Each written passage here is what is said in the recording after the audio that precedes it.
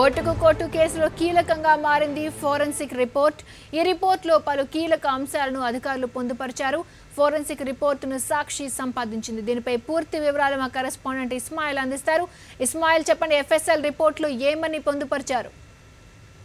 రెండు రాష్ట్రాలను కుదిపేసిన ఓటుకు నోటు కేసులో కొన్ని కీలకమైనటువంటి ఆధారాలు ఇప్పుడు మన చేతిలో ఉన్నాయి. ఇప్పటిగా ఊహాగానాలు కావచ్చు, లేకుంటే ఎవరో చెప్పిన వార్తలుగా ఉన్నటువంటి చాలా అంశాలను ఇప్పుడు ఎఫ్ఎస్ఎల్ ఒక నివేదికగా క్రోడీకరించి 50 పేజీల రిపోర్ట్ చెప్పింది. ఖచ్చితంగా చెప్పాలంటే 47 పేజీల రిపోర్ట్ ఇది.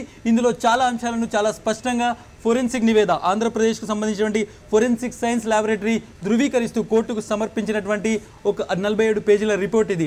ఒకసారి మనం చూస్తే రేవంత్ రెడ్డి స్టీఫెన్సన్ ఇంట్లో కూర్చుండి కులాసాగా మాట్లాడుతూ 50 లక్షల రూపాయల నోట్ల కట్టలను చూపెడుతూ రేపు మీరు టీడీపీకి ఓటు వేయాలని ఏదైతే ఒక దృశ్యం కనిపించిందో ఆ దృశ్యం మొత్తం తెలుగు ప్రజలనే కాదు, చూసిన వాళ్ళనక్కని కూడా ఆశ్చర్యానికి గురి చేసింది. ఆ దృశ్యాలు నిజమైనవి, ఆ దృశ్యాలు రికార్డ్ అయినటువంటి తీరు కావచ్చు, ఆ దృశ్యాల్లో ఉన్నటువంటి మాటలు కావచ్చు వాస్తవమైనవి అంటూ ఈరోజు ఎఫ్ఎస్ఎల్ ఒక నివేదిక ఇచ్చింది. ఈ 48 పేజీల నివేదికలో కొన్ని నిజాలను ఇప్పుడు చెప్పే ప్రయత్నం చేస్తాము.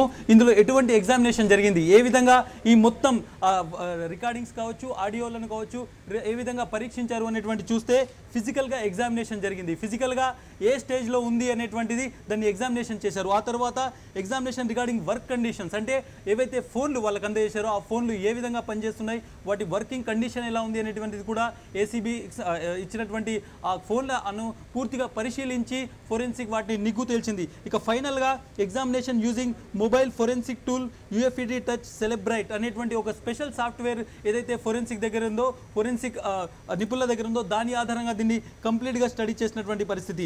ఈ మొత్తం 2 నోకియా ఫోన్లకు సంబంధించినటువంటి ఈ ఫోరెన్సిక్ నివేదికకు సంబంధించి కొన్ని అంశాలు ఉన్నాయి. ఇక్కడ వాళ్ళు చెప్తున్నది ఒకసారి నేను చెప్పే ప్రయత్నం చేస్తాను. ఫోరెన్సిక్ రిపోర్ట్లో ఐటమ్ నెంబర్ 1 అండ్ 2 ఇవి 2 కూడా నోకియాకి సంబంధించినటువంటి ఫోన్లు. ఇవి 2 కూడా వర్కింగ్ కండిషన్లో ఉన్నాయి, మెమరీ కార్డ్ లేదు. I have received physical data from number 2 including audio file and furnished soft copy. అందులో ఉన్నటువంటి ఆడియో ఫైల్ను ఒక సాఫ్ట్ కాపీ రూపంలో కూడా మార్చి ఎఫ్ఎస్ఎల్ ఇచ్చినటువంటి పరిస్థితి చాలా స్పష్టంగా చెప్తున్నారు.